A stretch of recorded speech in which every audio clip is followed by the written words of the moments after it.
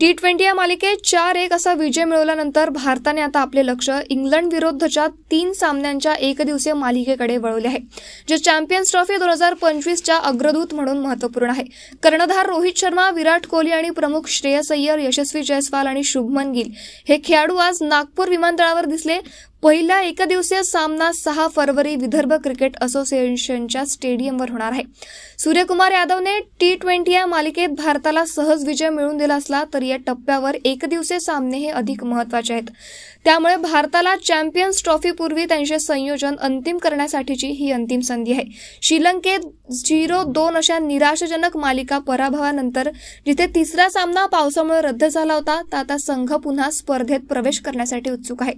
कर्णधार रोहित शर्माच्या नेतृत्वाखाली क्रिकेटमधील दिग्गजांनी नागपुरात प्रवेश केल्यामुळे इंग्लंड विरुद्ध भारताच्या आगामी एकदिवसीय मालिकेची अपेक्षा तापदायक ठरली आहे।